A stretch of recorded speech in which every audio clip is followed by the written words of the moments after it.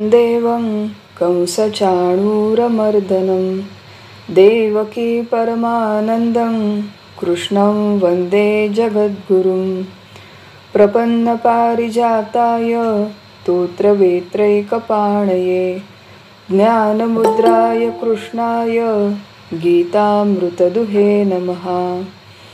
ब्रह्मानन्दं परमसुखदं केवलं ज्ञानमूर्तिं द्वन्द्वातीतं गगनसदृशं तत्त्वमस्यादिलक्ष्यम् एकं नित्यं विमलमचलं सर्वदी साक्षिभूतं भावातीतं त्रिगुणरहितं सद्गुरुं तं नमामि।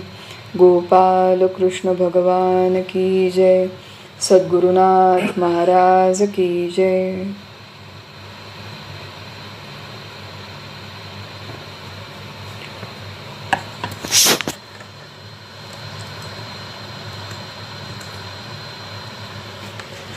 सब लोगों को प्रणाम, सबको वंदन करती हूँ। हम लोग भगवद गीता के दूसरे अध्याय का अभ्यास कर रहे हैं और आज इस अध्याय के जो अंतिम श्लोक है 3 से 4 श्लोक जो शेष बचे हैं उनका हम लोग आज अभ्यास करेंगे। इसके पहले जो अभ्यास हमने किया था पिछले सत्र में वो दूसरे अध्याय का 66, 67 और 68 इन 3 श्लोकों का हमने अभ्यास किया, जिसमें महत्वपूर्ण बात अशांतस्य कुतः सुखम। जो व्यक्ति शांत नहीं है, अपने व्यावहारिक जीवन में जो व्यक्ति शांत नहीं है उसे सुख कैसे प्राप्त होगा, इस तरह का प्रश्न भगवान श्री कृष्ण हमसे पूछते हैं। भगवान श्री कृष्ण ये कहते हैं कि जिसकी बुद्धि स्थिर नहीं है वो ठीक तरह से शास्त्र विचार नहीं कर पाता, उसके विचारों में संदिग्धता रहती है, संशय रहते हैं, वो एकाग्र नहीं हो पाता, इस तत्व पर निदिध्यासन नहीं कर पाता, एकाग्रता से विचार नहीं कर पाता और इसके परिणाम स्वरूप उसे अंतिम शांति की प्राप्ति नहीं होती। और जो व्यक्ति शांत नहीं है उसे सुख कैसे मिलेगा? तो मैं शांत नहीं हूँ और मैं सुखी हूँ, ऐसे होना संभव नहीं है।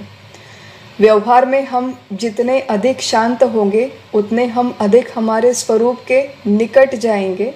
तो अशांतस्य कुतः सुखम, ये एक महत्वपूर्ण सिद्धांत, इसका विचार हमने किया।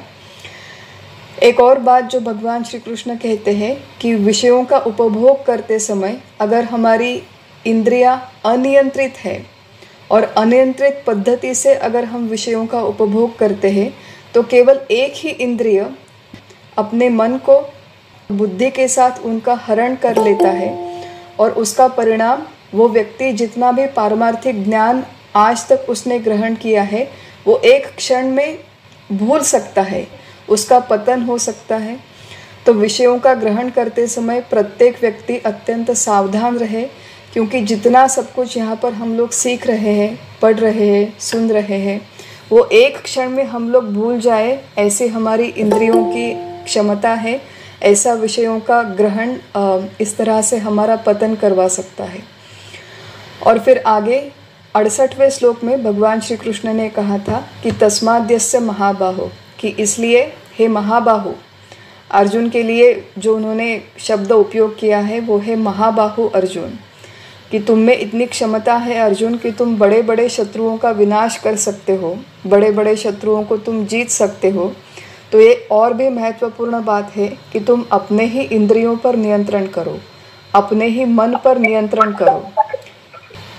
परमार्थ के इस साधना में इंद्रियों पर नियंत्रण और मन पर नियंत्रण ये अत्यंत महत्वपूर्ण पूर्व तैयारी है। जब तक ये तैयारी पूर्ण नहीं होती, ये जो आत्मज्ञान है, आत्मविद्या है, इसका हम पूरी तरह से ग्रहण नहीं कर पाएंगे।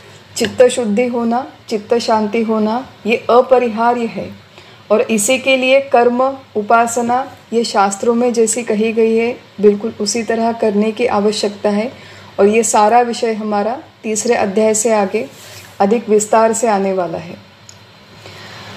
तो इसलिए आज ये जो दूसरे अध्याय के अंतिम श्लोक है इनका हम लोग विचार करेंगे।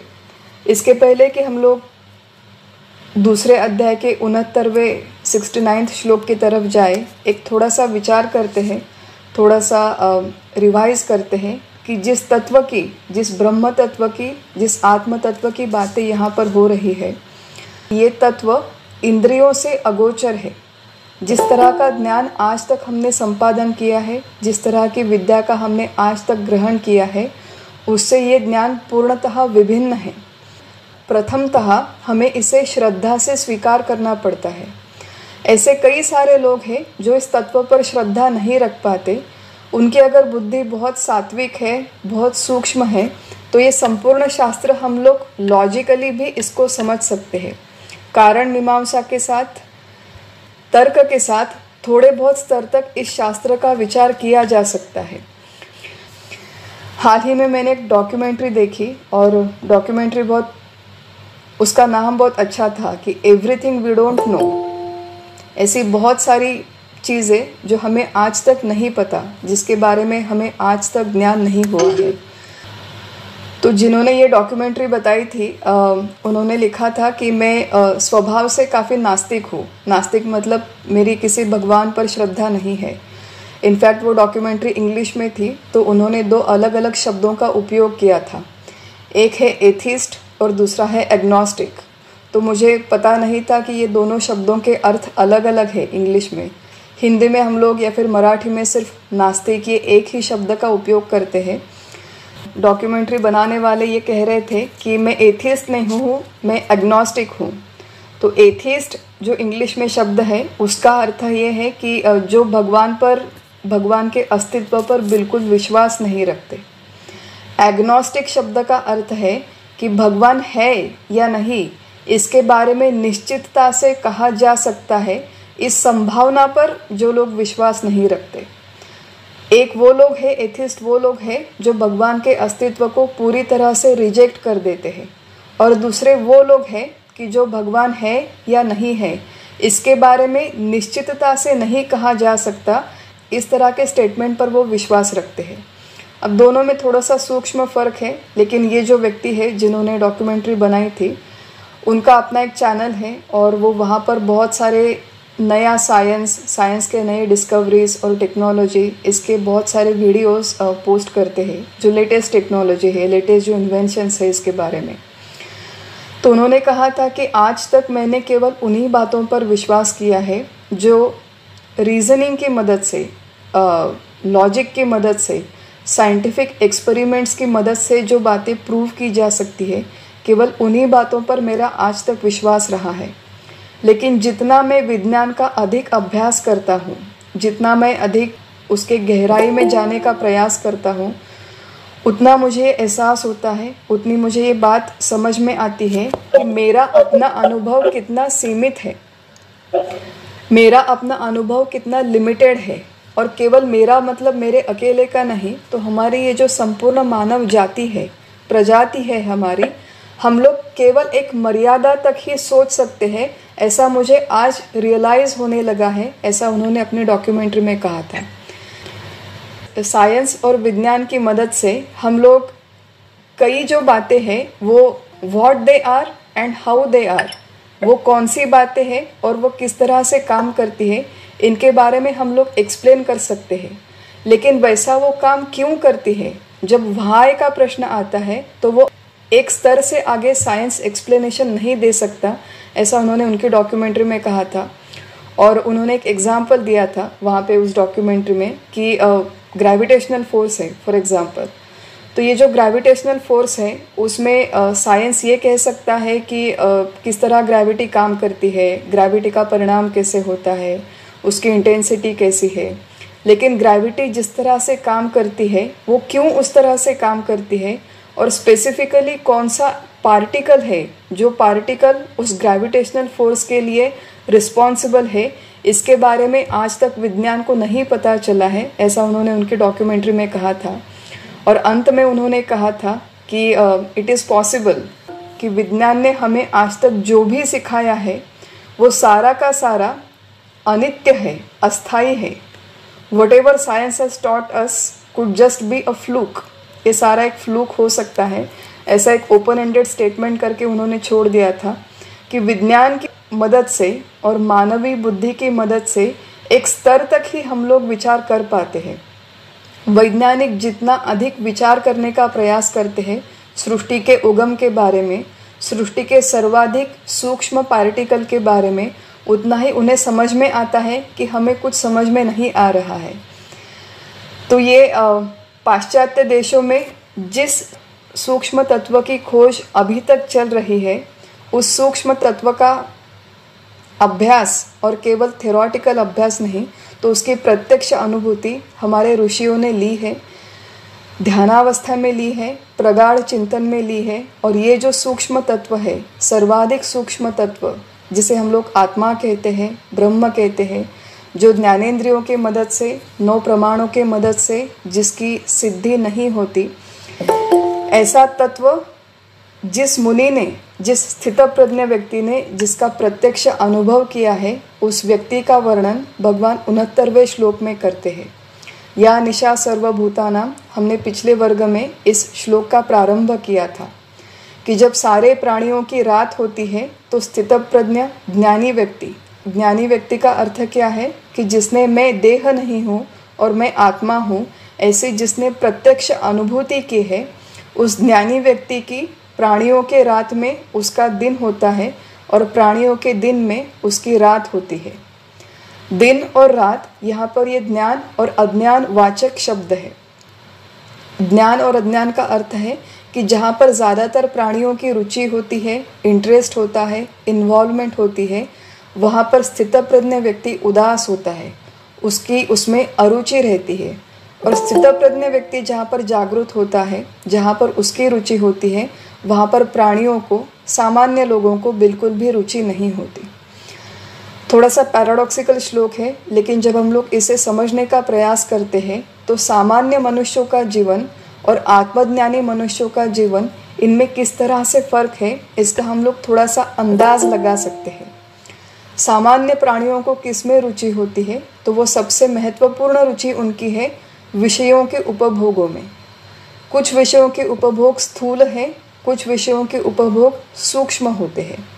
स्थूल भोग हम सब लोग जानते हैं, शब्द, स्पर्श, रूप, रस और गंध, 5 स्थूल विषय माने जाते हैं। और उदाहरण के लिए हम लोग लेते हैं कि एक स्थूल उपभोग जिसकी हम सब लोगों को रुचि है, और वो है शब्द। स्तुति के शब्द सुनना हम सब लोगों को अच्छा लगता है। कोई आके मेरी स्तुति करे, कोई आके मुझे मान सम्मान दे, मुझे बहुत अच्छा लगता है। हम लोग शायद एक्सप्लिसिटली जानते नहीं, हम लोग इतना अपना स्वयं का analysis day to day life में नहीं करते, लेकिन छोटे छोटे बातों में अगर हम लोग ऑब्जर्व करना सीख जाए, निरीक्षण करना सीख जाए कि किसी एक घर में मैं गई थी और वहाँ पे एक महिला थी, नौकरी करने वाली महिला थी। तो 10-12 घंटे बाहर जाना पड़ता है, बाहर बहुत ज़्यादा काम होता है, घर में आकर भी ऑफिस के कॉल्स लेने पड़ते हैं। तो वो कहती थी कि हमारे घर में हमने एक कुक को, किसी महिला को एम्प्लॉय करके रखा है, तो वो मौसी आके हमारे घर में सुबह शाम खाना बनाती है। तो खाना ठीक ठाक ही बना लेती है। शनिवार का दिन था जब मैं उनके घर पे गई थी, और उस दिन उनकी मौसी खाना बनाने वाली आई नहीं थी, तो उन्होंने अपने हाथ से खाना बनाया था।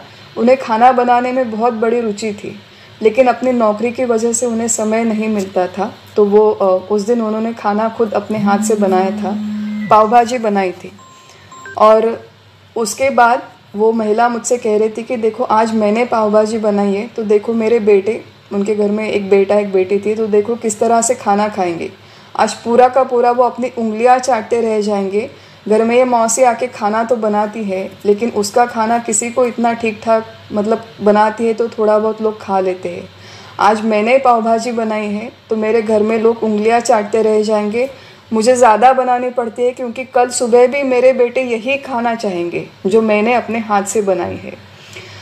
अब ये जो है, एक छोटा सा प्रसंग है कि जब मैं खाना बनाती हूँ तो मेरे घर वालों को अच्छा लगता है। व्यावहारिक स्तर पर इस तरह की भावना होना, इस तरह से अपने परिवार के लिए खाना बनाना, ये मेरा कर्तव्य है। तो मुझे ये खाना अवश्य बनाना चाहिए, इस तरह से बनाना चाहिए कि जो मेरे परिवार वालों को अच्छा लगे। ये सारी बातें व्यवहार में बिल्कुल ठीक है, लेकिन उसके साथ जो स्तुति है, उसके साथ जो रिकॉग्निशन है कि मेरे बच्चे जब खाते हैं खाना तो वो कहते हैं कि माँ तुम क्या पाव भाजी बनाती हो, तुम्हारे जैसे भाजी तो हमारी वो दूसरी मौसी बिल्कुल भी नहीं बना सकती, और आपने कितनी अच्छी बनाई है। जब मेरे परिवार वाले लोग इस तरह से मेरी स्तुति करते हैं तो मुझे उस स्तुति की वजह से मुझे सुख मिलता है।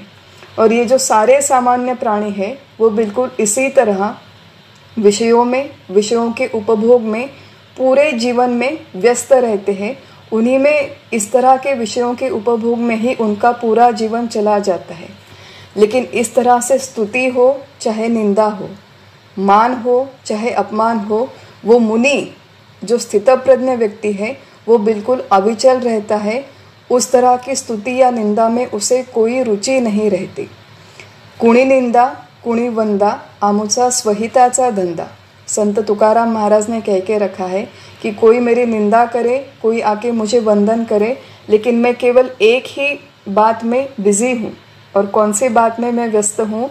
स्वहिताचा धंधा, अपने स्वयं के हित में मैं कार्यरत हूँ, मैं उसी में रत हूँ।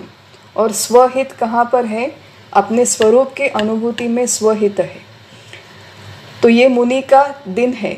मुनि का दिन है कि वो इस तरह की स्तुति निंदा में या फिर इस तरह के किसी विषय के उपभोग में वो रुचि नहीं लेता, उसमें वो उदासीन रहता है। जैसे स्थूल भोग है ऐसे सूक्ष्म भोग भी होते हैं। अब स्थूल भोग मतलब किसी ने आकर मेरी स्तुति की, वो स्थूल विषयों का उपभोग है कि मेरे सामने आकर, मेरे मुंह के सामने किसी ने मेरी स्तुति की। कई बार ऐसे उपभोग होते हैं जो इतने एक्सप्लिसिट नहीं होते, वो मन ही मन में हम लोग उसका उपभोग करते हैं। मन ही मन में कि सूक्ष्म भोग कौन से हैं? सत्ता, संपत्ति, यश, कीर्ति और प्रतिष्ठा। कि मेरी सत्ता हो। अब मेरी सत्ता हो, सत्ता का राजकारण हम सब लोग रोज़ देख रहे हैं, टीवी के न्यूज़ लगाते हैं, इलेक्शंस का सीज़न है, तो बाहर की सत्ता, राजकारण की सत्ता एक अलग विषय है। हम लोग भले ही राजकारण में ना हो, हम लोग भले ही किसी संस्था में ना हो, हम लोग भले ही जाके किसी जगह पर काम करें या ना करें, लेकिन हमारा अपना घर होता है और हमारे अपने घर में, मेरे अपने घर में मेरी सत्ता हो, ऐसी मेरी एक सुप्त इच्छा रहती है। ये सूक्ष्म भोग की इच्छा रहती है। मेरे भोग में मेरी सत्ता, मेरे घर में मेरी सत्ता, इसका अर्थ क्या है कि मेरे घर वाले लोग मेरी बात सुने। एक बहुत मज़ेदार होता है मनुष्य का जीवन कि घर में 4 व्यक्ति रहते हैं, माता पिता और 2 बच्चे, और प्रत्येक व्यक्ति को ये लगता है कि बाकी के जो 3 लोग हैं वो मेरी बात सुने। माता को लगता है कि मैं प्रमुख महिला हूँ तो सारे लोग मेरी बात सुने। पिता को लगता है कि मैं कर्ता पुरुष हूँ तो सब लोग मेरी बात सुने। बेटा बेटी होते हैं, उनको आजकल लगता है कि देखो उनके दूसरों के घर में उनके माता पिता उनकी सारी बातें सुनते हैं, मेरे घर में मेरे माता पिता बिल्कुल भी मेरी बात नहीं सुनते। तो प्रत्येक व्यक्ति को ये लगता है कि my word should be the final word, जो मेरी सत्ता है मुझे रिकग्निशन मिले, लोग मेरी बात सुने। कई बार ये होता है कि घर वाले लोग मेरी बात नहीं सुनते तो सारा गुस्सा जाके मैं ऑफिस में निकालती हूँ। कई बार ये होता है कि ऑफिस वाले लोग मेरी बात नहीं सुनते तो सारा गुस्सा आकर मैं अपने घर में निकालती हूँ। तो इस तरह की ये जो हमारा एक व्यवहार होता है वो इसलिए होता है क्योंकि मन ही मन में ये अपेक्षा है कि मेरी सत्ता, जो भी 4 5 6 लोग हैं परिवार के, उनमें मेरी सत्ता बनी रहे। ये सूक्ष्म भोग की इच्छा है जिसमें सामान्य प्राणी व्यस्त रहते हैं, सामान्य प्राणी उसमें इन्वेस्टेड रहते हैं, लेकिन मुनि की उसमें बिल्कुल रुचि नहीं होती। चाहे वो कोई स्थूल भोग हो, चाहे वो कोई सूक्ष्म भोग हो, सत्ता, संपत्ति, यश, कीर्ति, प्रतिष्ठा, इनमें वो उदासीन रहता है। महत्वपूर्ण बात यहाँ पर यह है कि यहाँ पर भगवान श्री कृष्ण या फिर किसी भी टीकाकार ने ये नहीं कहा कि स्थितप्रज्ञ व्यक्ति के पास सत्ता ही नहीं होती। जनक राजा थे और जनक राजा थे, संपूर्ण राज्य का कारोबार चलाते थे, उनके पास सत्ता थी। यहाँ पर ये कह रहे हैं कि सत्ता में उनकी रुचि नहीं होती। व्यावहारिक स्तर पर वो सत्ताधीश हो सकते हैं। हमारे संत एकनाथ महाराज थे महाराष्ट्र में, जो बहुत बड़े संत होकर गए, वो जागीरदार थे। संत तुकाराम महाराज एकदम गरीब थे। संत एकनाथ महाराज जागीरदार थे। जनक राजा थे। तो आप राजा हो या जागीरदार हो या आप कोई गरीब व्यक्ति हो, इससे स्थितप्रज्ञ व्यक्ति के अंतर स्थिति पर कोई फर्क नहीं पड़ता। व्यवहार में आप धनवान हो सकते हो, व्यवहार में आप सत्ताधीश हो सकते हो, व्यवहार में आपको बहुत कीर्ति मिले या न मिले, प्रतिष्ठा मिले या न मिले, इनमें से किसी भी बात से उस स्थित प्रज्ञ के अंतरंग स्थिति में कोई फर्क नहीं पड़ता। उसे अपने स्वयं की खुशी के लिए इन बाहर की बातों पर, इन बाहर के उपभोगों में रुचि नहीं होती। ऐसा भगवान श्री कृष्ण यहाँ पर कहते हैं कि ये जो हम लोगों के लिए बहुत बड़े इंटरेस्ट की बातें हैं, उसमें उस मुनि की अरुचि रहती है, उदासीनता रहती है। और कौन सी बातें हैं जिसमें सामान्य प्राणियों की रुचि रहती है, सामान्य प्राणियों का इंटरेस्ट रहता है? तो एक महत्वपूर्ण बात है प्रापंचिकों के लिए। हम लोग यहाँ पर सारे घर गृहस्थी वाले लोग हैं, तो हम लोगों की संसार में बहुत बड़ी एक इन्वेस्टमेंट रहती है परिग्रह करना। परिग्रह करना मतलब कलेक्शन करना। बहुत सारी बातों को, चीज़ों को इकट्ठा करने में हमें बहुत इंटरेस्ट रहता है।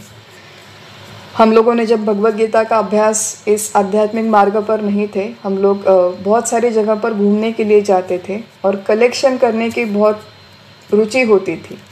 तो आप सब लोगों को पता होगा कि आजकल हम लोग नए नए जगह पर जाते हैं तो वहाँ पर एक विजिटर सेंटर होता है, और विजिटर सेंटर में हम लोग जहाँ पर भी गए हैं उस जगह का कोई ना कोई एक वस्तु होती है।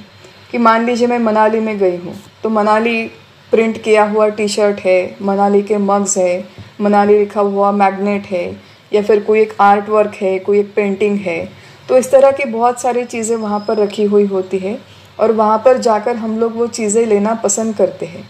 तो हम लोगों को रुचि होती थी, इंटरेस्ट, कि मैं जहाँ पर भी जाऊँ, जिस जगह पर जाऊँ, वहाँ पर जाकर मैं मैग्नेट्स कलेक्ट करूँ। बहुत बड़ी चीज़ नहीं है, छोटा सा मैग्नेट, कि हम लोग मैग्नेट लेकर आते थे और मैग्नेट लेकर आके अपने फ्रिज पर चिपकाते थे। तो आज भी हम लोग फ्रिज देखेंगे तो फ्रिज में बहुत सारे मैग्नेट्स लगे हुए हैं। हम लोग जहाँ पर जितनी सारी जगह पर गए हैं, प्रत्येक जगह का एक एक मैग्नेट। परिग्रह।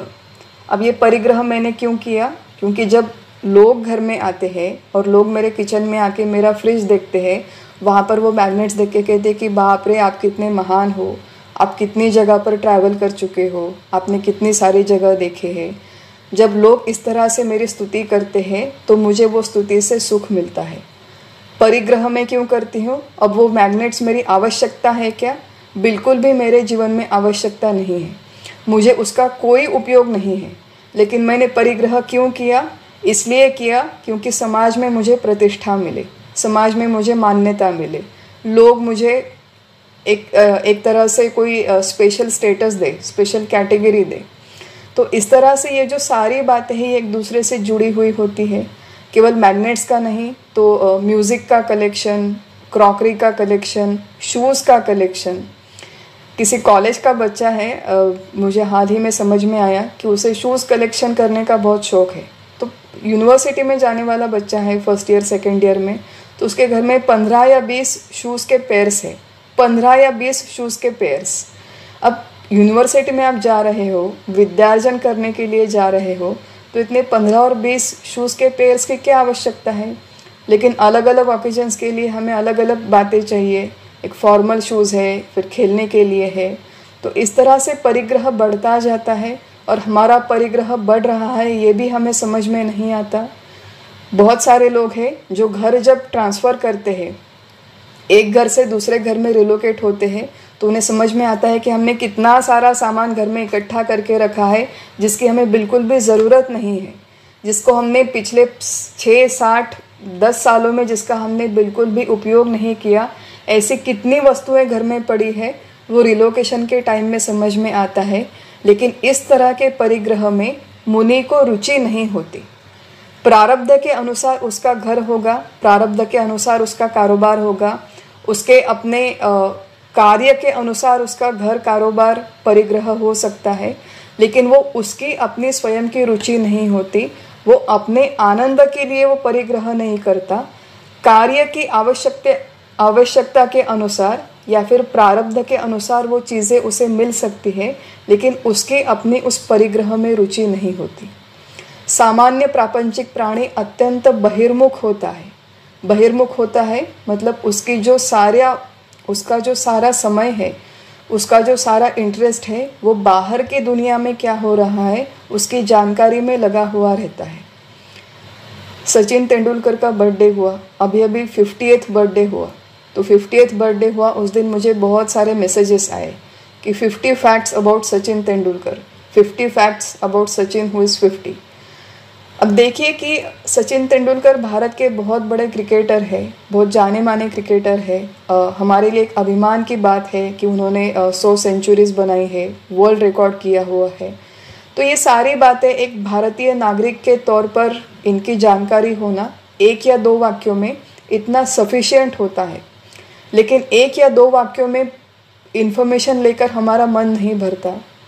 तो हमें उन्होंने कितनी सेंचुरीज बनाई है, कौन से ग्राउंड पर बनाई है, कौन से दिन बनाई है, उन्होंने अपना बर्थडे कैसे मनाया, उन्होंने कौन सा केक काटा, उन्होंने कौन से कपड़े पहने थे, ये सारे के सारे न्यूज़ जिसका हमारे अपने निजी जीवन से कोई संबंध नहीं है, ऐसे सारे के सारे न्यूज़ पढ़ने में हमें बड़ा इंटरेस्ट रहता है, बड़ी रुचि रहती है कि सचिन तेंदुलकर के बारे में पढ़ो, फिर विराट कोहली और गौतम गंभीर के बीच में झगड़ा हुआ उनके बारे में पढ़ो, फिर कर्नाटका के इलेक्शन में कल चीफ मिनिस्टर कौन बनने वाला है उसके बारे में पढ़ो।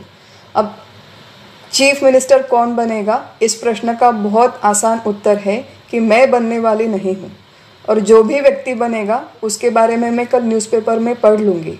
लेकिन आज का पूरा दिन जब मैं उसी बारे में पढ़ती हूँ, सुनती हूँ, जब मैं केवल उसी की चर्चा करती हूँ, तो सामान्य प्राणियों के दृष्टिकोण से मेरी वृत्ति अत्यंत बहिर्मुख है। और ये जो अत्यंत बहिर्मुख वृत्ति है, अत्यंत बाहर की चीज़ें जानने की हमारी खिंचाव है, बाहर की चीज़ों के तरफ, बाहर के न्यूज़ के तरफ, इसमें मुनि को ज़रा भी रुचि नहीं रहती, इसमें मुनि को इंटरेस्ट नहीं है।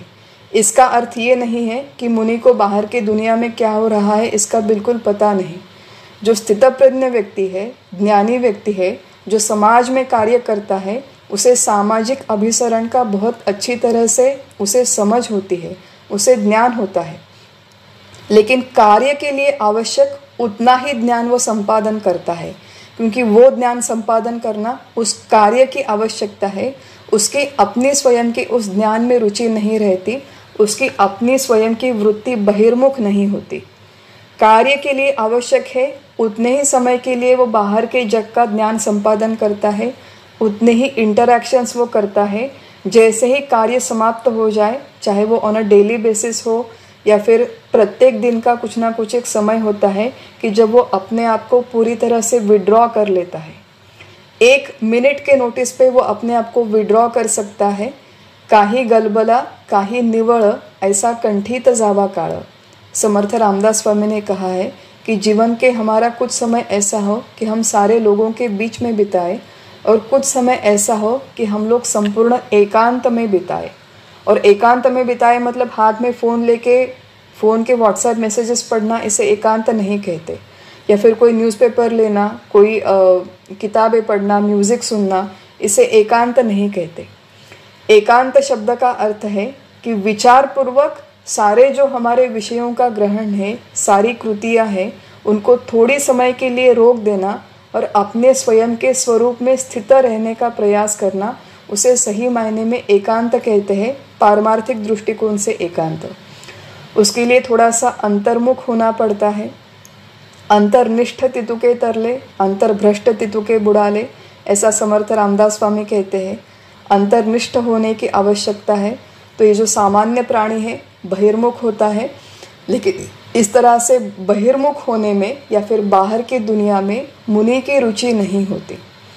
सामान्य मनुष्य अत्यंत प्रवाह पतीत का जीवन जीता है कि जन्म हुआ, फिर हमने एजुकेशन लिया, बड़े हो गए, शादी की, बच्चे हो गए, थोड़ा बहुत हमें व्यावसायिक यश मिला, थोड़ी बहुत व्यवसाय में हमें प्रतिष्ठा मिली, थोड़ा बहुत सामाजिक कार्य किया, और फिर बच्चे बड़े हो गए, उनकी शादी हो गई, पोता पोती हो गए, और हमारे सद्गुरु कहते हैं कि फिर एक दिन बेटा बेटी पोता पोती, बेटा बेटी पोता पोती, ऐसा जाप करते हुए हमारी मृत्यु हो गई।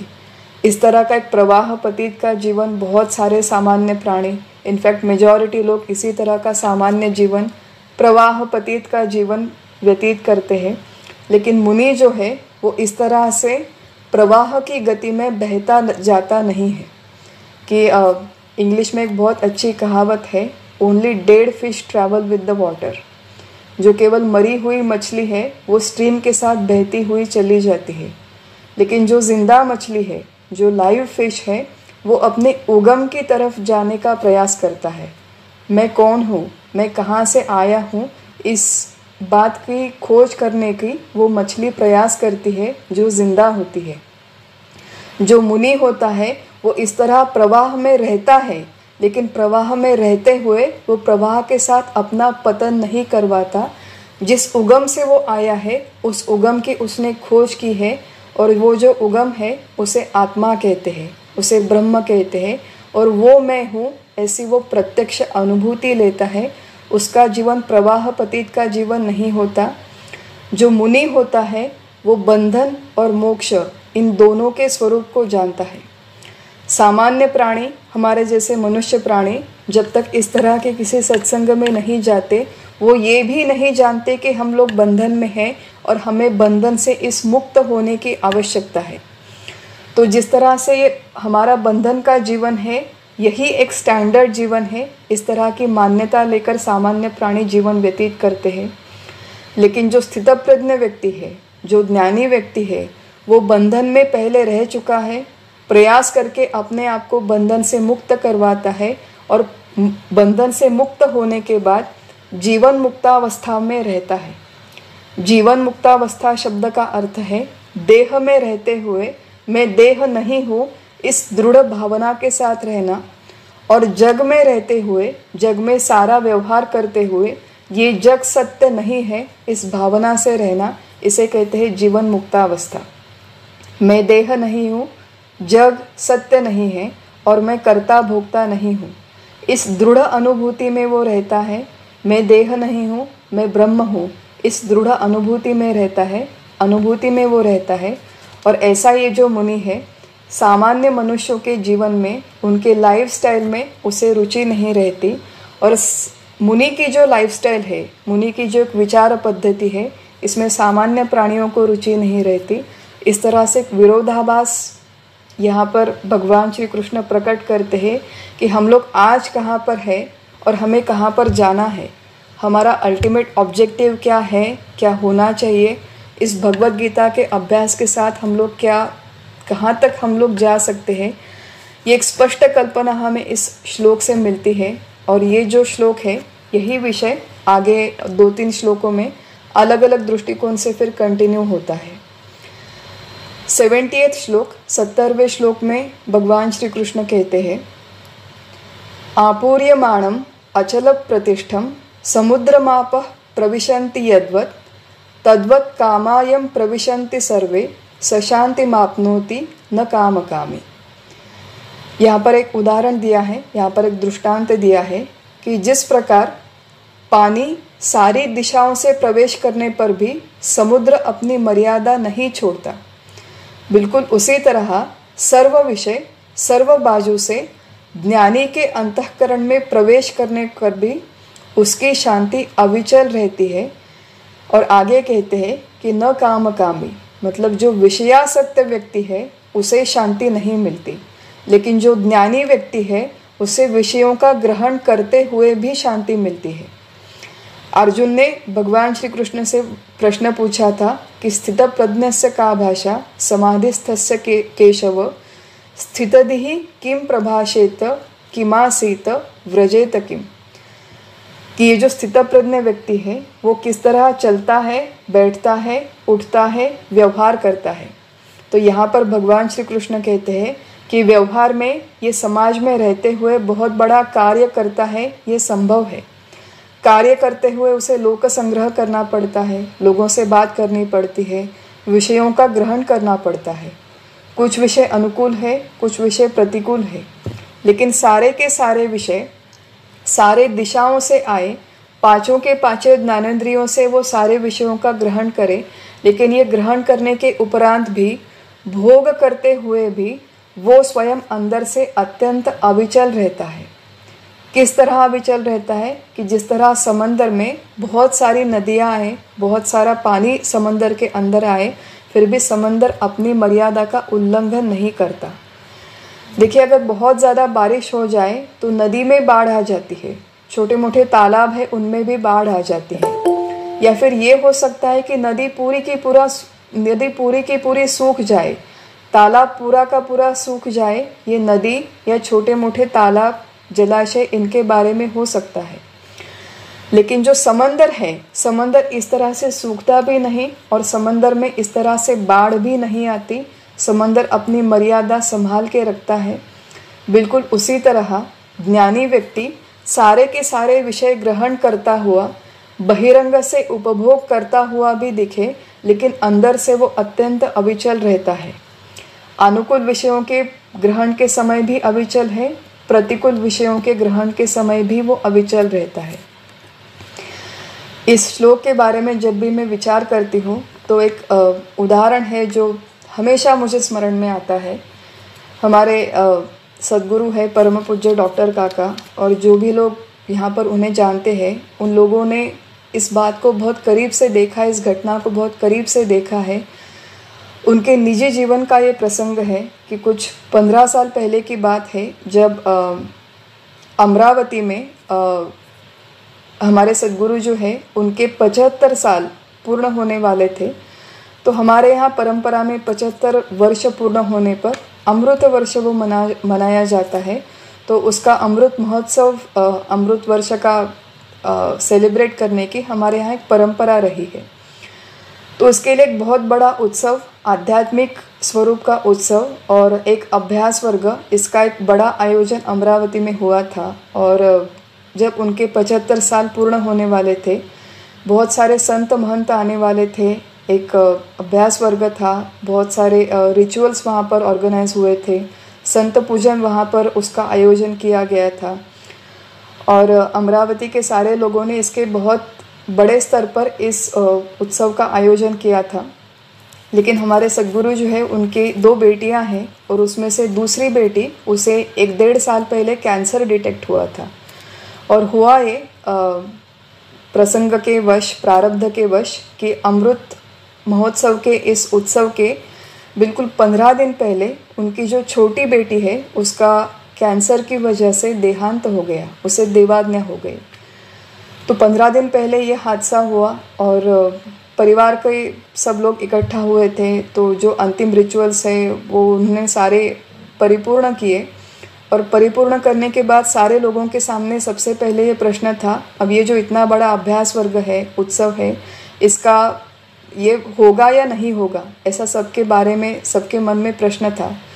तो जब कम्युनिकेशन हो गया, संभाषण हो गया, तो गुरुजी ने कहा कि नहीं, बहुत बड़ा आयोजन इसका किया गया है, तो मैं जो भी हमारा निर्धारित समय है वहाँ पर मैं आ जाऊँगा।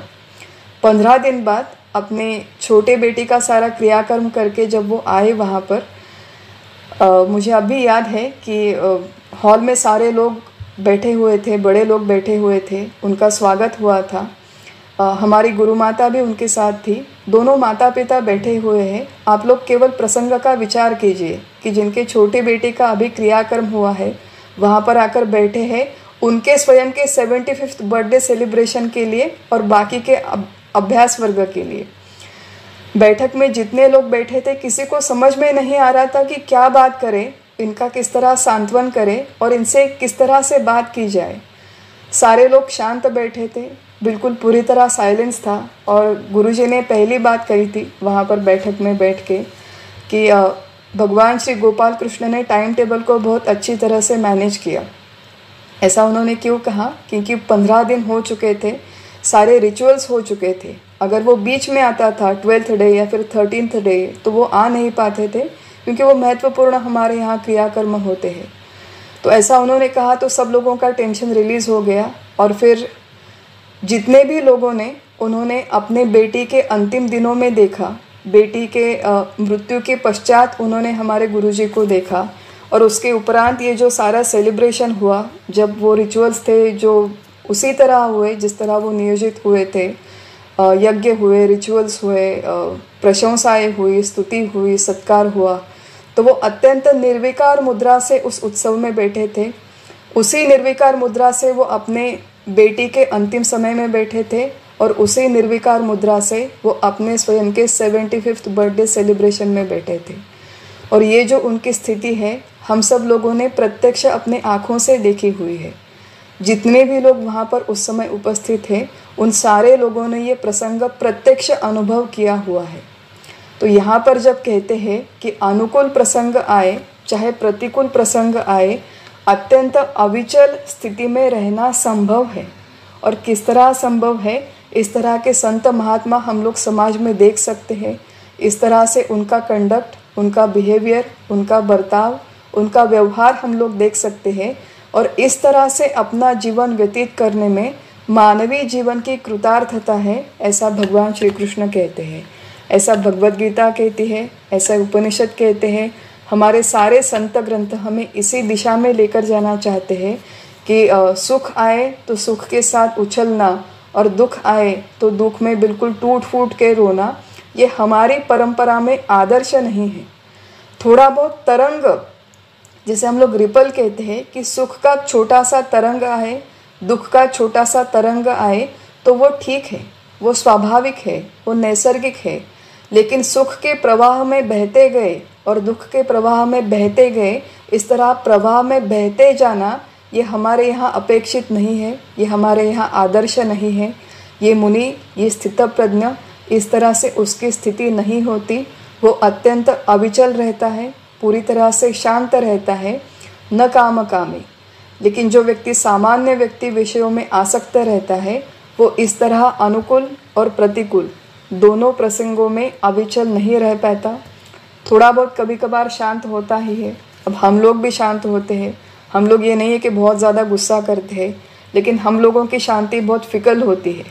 मतलब वो जो डेक ऑफ कार्ड्स होता है, पत्तों का महल, कि थोड़ी सी भी एक हवा आ जाए तो वो गिर जाता है, कोलैप्स हो जाता है। तो हमारी शांति बिल्कुल इसी तरह है कि जब आजू बाजू की परिस्थिति अनुकूल है तो हम लोग शांत रहते हैं। अब ज़रा सा कुछ एक पत्ता गिर जाए, ज़रा सी कुछ हवा आ जाए तो हम लोगों की शांति भी भंग हो जाती है। तो ऐसी आने जाने वाली शांति का कुछ विशेष महत्व नहीं है। ये भी ठीक है कि साधक अवस्था में ऐसा होता है कि थोड़ी बहुत शांति है, थोड़ी बहुत अशांति है, लेकिन धीरे धीरे जैसे समझ में आता है हम लोग प्रयास करते हैं, अधिकाधिक शांत होने का प्रयास करते हैं। और ये प्रयास हम लोग अवश्य करें, क्योंकि हम लोग, ये जो हमारे प्रयास है, यही प्रयास हमें अंतिम शांति की तरफ लेकर जाने वाले हैं। 70वें श्लोक में ये विचार कहने के बाद भगवान यही विषय 71वें श्लोक में कंटिन्यू करते हैं कि विहाय कामान्य सर्वान् पुमांश्चरति निस्पृहः निर्ममो निरहंकारः स शांतिमधिगच्छति। कि जो व्यक्ति सर्व कामनाओं का त्याग करके, विहाय कामान्य सर्वान्, सर्व कामनाओं का त्याग करके, पुमांश्चरति निस्पृहः, निस्पृह होकर, चार बातें यहाँ पर भगवान ने कही है। कामनाओं का त्याग करना, निस्पृह होना, निर्मम होना और निरहंकार होना। इस तरह से जो व्यक्ति पुमांस मतलब मनुष्य, चरति, चरति मतलब रहता है, व्यवहार करता है, उसे शांतिम अधिगच्छति, वो परा शांति को, सर्वश्रेष्ठ शांति को प्राप्त हो जाता है। तो भगवान ने पहले कहा था अशांतस्य कुतः सुखम, अगर तुम शांत नहीं होगे तो तुम्हें सुख कैसे प्राप्त होगा। और सुखी होना है तो शांत होना आवश्यक है, और शांत होना है तो ये चारों की चारों बातें हमें प्रत्यक्ष इसकी दिन प्रतिदिन के जीवन में इस तरह से हमारा जीवन व्यतीत करना भी आवश्यक है, इस तरह से हमारा जीवन मोल्ड करना भी आवश्यक है। तो शांत होने के लिए सबसे पहले महत्वपूर्ण बात क्या है कि कामनाओं का त्याग करें। प्रजहाति यदा कामान, सब लोगों को याद होगा कि स्थितप्रज्ञों का सबसे पहला लक्षण है प्रजहाति यदा कामान, कि अपनी कामनाओं का त्याग करना। महत्वपूर्ण बात जो हमें बार बार याद रखनी चाहिए कि भगवान ने कर्मों का त्याग करो ऐसे नहीं कहा है, सारे काम धाम छोड़ के एक जगह पर बैठ जाओ ऐसा यहाँ पर भगवान नहीं करते। भगवान कहते हैं कि कामनाओं का त्याग करो, इच्छाओं का त्याग करो, ये मुझे चाहिए और ये मुझे नहीं चाहिए। इस तरह की जो हमारी कामनाएं होती है, इनमें से सारी अनावश्यक कामनाओं का त्याग करो। कामनाओं का त्याग करना किस तरह संभव है, इसका हमने थोड़ा बहुत विचार स्थितप्रज्ञों के लक्षण में किया था। और ये जो मुनि है जो अत्यंत शांत रहता है, वो कामनाओं का अनावश्यक कामनाओं का त्याग कर पाता है। क्यों कर पाता है? क्योंकि वो विचार करता है। क्या विचार करता है? कि देखिए, किसी भी कामना, किसी भी इच्छा के बारे में अगर हम लोग थोड़ा सा विचार करें तो इच्छा करने वाला मैं माने जीवात्मा, इच्छा करने वाला जीवात्मा टेम्पररी है, माइक है। जिस वस्तु की वो इच्छा करता है वो वस्तु भी माइक है। इच्छा पूर्ण होने की जो प्रक्रिया है वो प्रक्रिया भी माइक है। इच्छा पूर्ण होने पर जो आनंद मिलता है वो आनंद भी माइक है। इच्छा अगर पूर्ण नहीं हुई तो इच्छा का पूर्ण न होना भी माइक है, और इच्छा पूर्ण न होने से जो दुख मिलता है वो दुख भी माइक है, माया है। माया है मतलब टेम्पररी है। कोई भी इच्छा, चाहे वो पूर्ण हो चाहे वो अपूर्ण हो, वो मुझे अखंड आनंद या फिर अखंड दुख नहीं दे सकती। जो इच्छा करता है वो मैं भी परमानेंट नहीं हूँ, जिस वस्तु की मैं इच्छा करती हूँ वो वस्तु भी परमानेंट नहीं है। ये संपूर्ण व्यवहार अत्यंत इम्परमानेंट है, माइक है, अनित्य है। खाने पीने की हो चाहे किसी भी विषय के उपभोग की हो, हम लोग अगर, कई बार ये होता है कि बहुत मन करता है कि मैं कुछ खाऊं, मेरा मन कर रहा है कि मैं समोसे खाऊं, बहुत ज़्यादा मेरा मन कर रहा है, लेकिन डॉक्टर ने मुझे कहा है कि समोसे मत खाओ, आप ज़्यादा तला हुआ खाओगे तो आपको प्रॉब्लम हो जाएगी। अब बहुत ज़्यादा मन जब करता है, अगर 1 या 2 दिन के लिए अगर हम लोग उस अर्ज को कंटेन कर पाए, कंट्रोल कर पाए, तो 1-2 दिनों में वो इच्छा अपने आप ही चली जाती है। इच्छा अगर चली भी ना जाए या फिर मैं समोसे लेकर आऊँ और समोसे खाऊँ, लेकिन समोसे खाने के बाद जो आनंद होता है वो आनंद भी टेम्पररी होता है। समोसे न खाने से जो दुख होता है वो दुख भी टेम्पररी होता है। तो ये सारा का सारा व्यवहार अत्यंत इम्परमानेंट है। ये ज्ञानी व्यक्ति भली भांति जानता है, इसलिए वो कामनाओं का त्याग करता है, अपनी कृति का, अपने कर्मों का, अपने कर्तव्य का त्याग नहीं करता। तो विहाय कामान्य सर्वान, अनावश्यक, निरुपयोगी, अनप्रोडक्टिव ऐसी सारी कामनाओं का, इच्छाओं का वो त्याग करता है। निस्पृह होता है। स्पृह शब्द का अर्थ है आवश्यकता। हम सब लोगों को आवश्यकता लगती है, जीवन में बहुत सारे चीज़ों की हमें आवश्यकता लगती है। अब कल ही के दिन एकादशी हुई, एकादशी का दिन उपवास है, लेकिन जैसे ही हम लोग सुबह उठे तो सुबह उठने से हमारे यहाँ डिस्कशन हो रहा था कि आज के एकादशी का मेन्यू क्या हो। तो एकादशी के मेन्यू में सबसे पहले आती है कि सुबह की चाय, फिर 10 बजे की कॉफ़ी। तो हमारे गुरुजी मज़े से ये प्रश्न पूछते हैं कि एकादशी का जो व्रत है वो हज़ारों सालों से भारत में आया है, लेकिन चाय जो है ये केवल 150 साल पहले ब्रिटिशों ने इन्वेंट किया, ब्रिटिश हमारे देश में लेकर आए।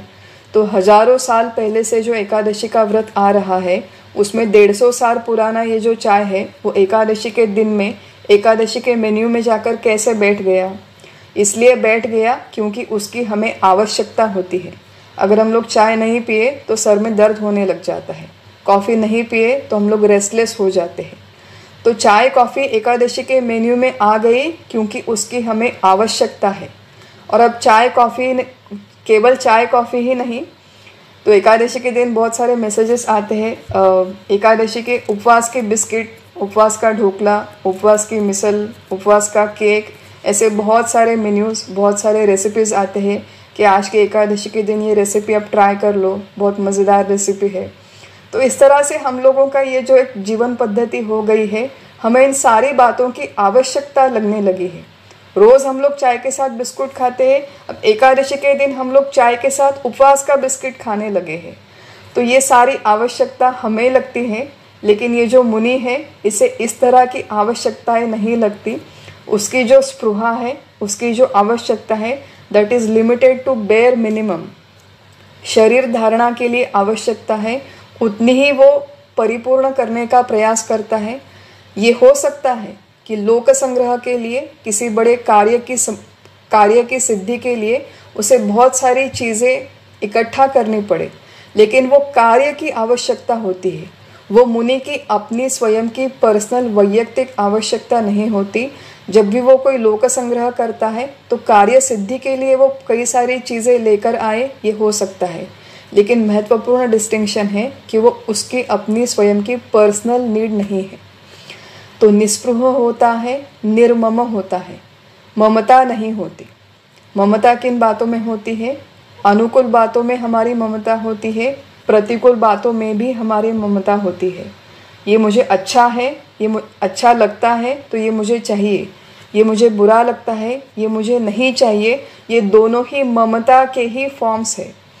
ममता का फॉर्म हमें लगता है टेक्निकली कि मेरा बेटा मुझे बहुत अच्छा लगता है तो मेरा बेटा मुझे चाहिए घर में, लेकिन जो पड़ोसी का बेटा है वो मुझे बिल्कुल भी अच्छा नहीं लगता, वो मेरे घर में आए तो मुझे अच्छा नहीं लगता।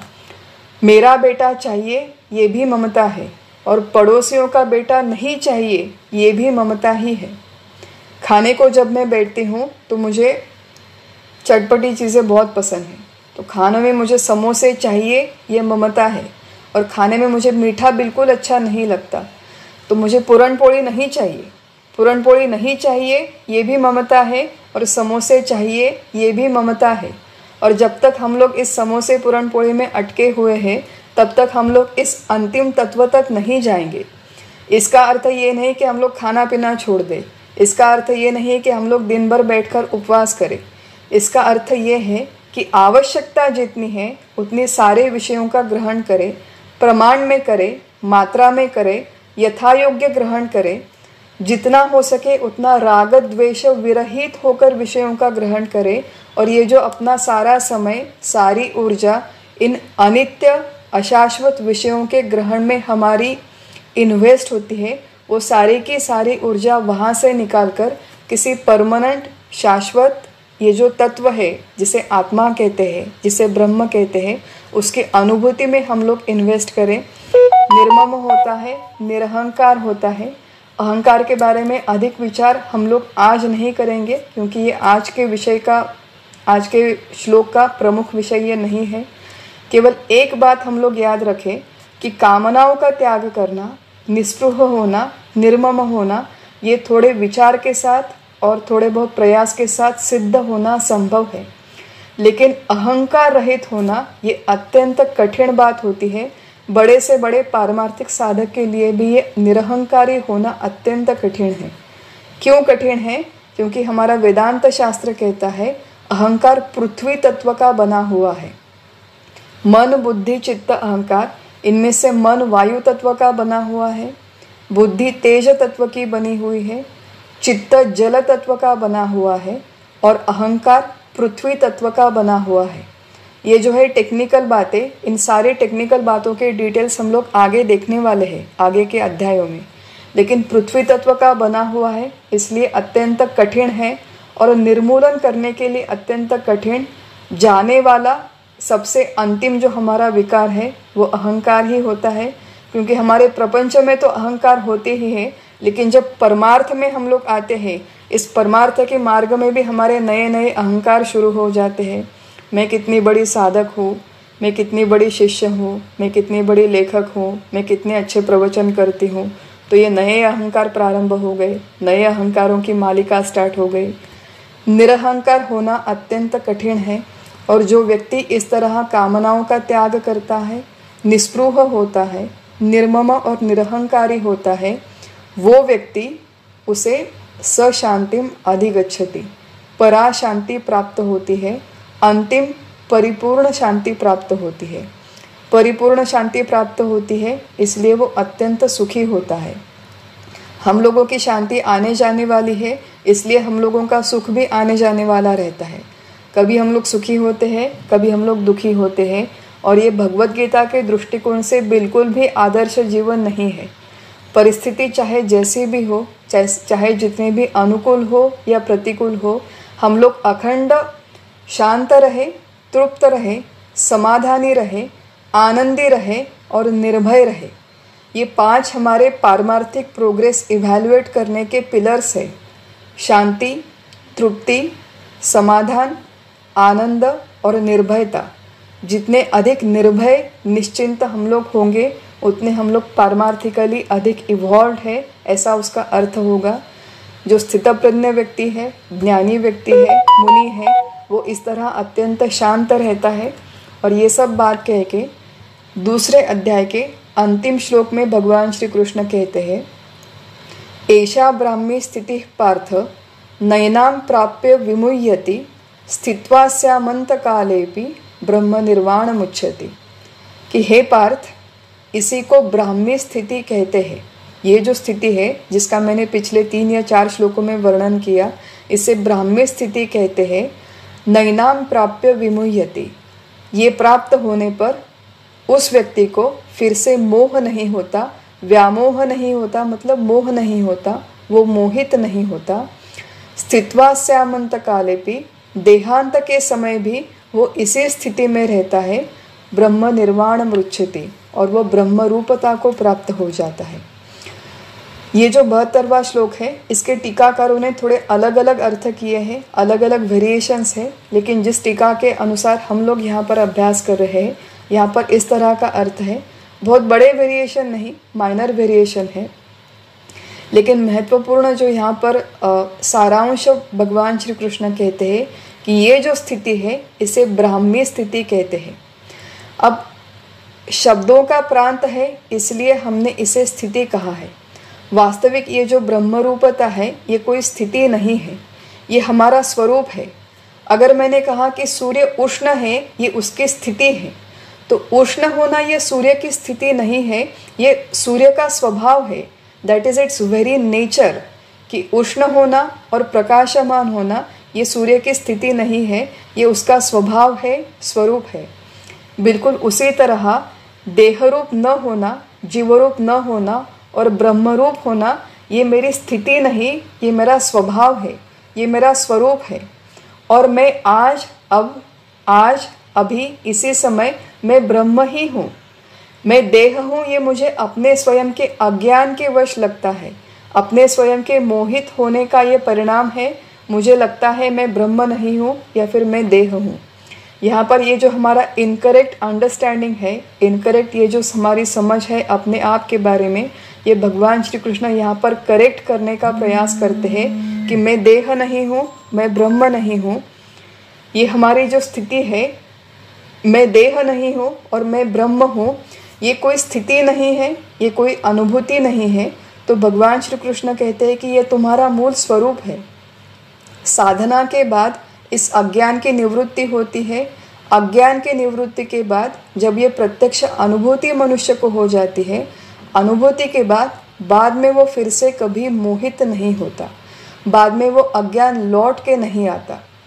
जब तक ये दृढ़ अनुभूति नहीं आती, जब तक टेंटेटिव रहता है ये अंडरस्टैंडिंग, ये अनुभूति जब तक टेंटेटिव है, जब तक ग्लिम्सेस में है, तब तक आना जाना होता है।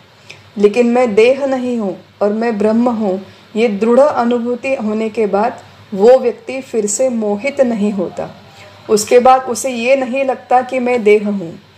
देह में वो रहता है, देह का वो उपयोग करता है, देह की वो देखभाल करता है, देह का उपयोग करके जितना भी कर्तव्य उसके भाग में आया है, प्रारब्ध के अनुसार सारे के सारे कर्म अत्यंत निष्ठा से वो करता है। लेकिन ये सारे कर्तव्य करते हुए मैं देह हूँ ऐसा उसे ज़रा भी नहीं लगता। वो अपने स्वयं के स्वरूप में हमेशा अखंड स्थित रहता है। ब्रह्म शब्द वर्णन शास्त्रों में आया है कि ब्रह्म सत चित आनंद रूप है। सत शब्द का अर्थ है निरपेक्ष अस्तित्व, चित शब्द का अर्थ है निरपेक्ष ज्ञान, आनंद शब्द का अर्थ है निरपेक्ष सुख। अस्तित्व, ज्ञान और सुख जो किसी व्यक्ति, वस्तु, पदार्थ के होने या न होने पर निर्भर नहीं, ऐसे अस्तित्व, ज्ञान और सुख को सच्चिदानंद कहते हैं। इस ज्ञानी व्यक्ति को मैं सच्चिदानंद हूँ ऐसी प्रत्यक्ष अनुभूति आती है और अनुभूति के परिणाम स्वरूप उसे मृत्यु का भय नहीं रहता, ज्ञान की तृष्णा नहीं रहती और वो आनंद के लिए किसी विषय पर निर्भर नहीं रहता। सच्चिदानंद का ये जो संपूर्ण विषय है, इसे हमने थोड़ी बहुत मात्रा में दूसरे अध्याय में अभ्यास किया और इसका जो विस्तार से अभ्यास है वो आने वाले श्लोकों में, आने वाले अध्यायों में होगा। ऐशा ब्राह्मी स्थिति पार्थ, देहांत के क्षण में यह अनुभूति होना और इसी अनुभूति में स्थित रहना आवश्यक है। जो व्यक्ति केवल अपने जीवन काल में नहीं तो अपने देहांत के समय भी इसी स्थिति में रहता है, उसे ब्रह्मरूपता प्राप्त होती है। वो जीवन मुक्त होता है, वो विदेह मुक्त भी होता है। और उसे अपने जीवन काल में और उसके पश्चात संपूर्ण आनंद, शांति, तृप्ति का अनुभव होता है। और मानवीय जीवन की, नरदेह की ये कृतार्थता है। इसी अनुभूति का वर्णन करने के लिए हमें ये मानवीय देह मिला है, जिसका वर्णन भगवान श्री कृष्ण ने इस संपूर्ण दूसरे अध्याय में किया। सांख्य योग, आत्म विषयक विद्या, इसका अभ्यास हमने इस दूसरे अध्याय में विस्तार से किया है। आज हम दूसरे अध्याय का हमारा अभ्यास यहीं पर समाप्त करते हैं और अगले सत्र से तीसरे अध्याय के अभ्यास को हम लोग प्रारंभ करेंगे। आज हम लोग यहीं पर रुकते हैं। हरि ओम तत्सत।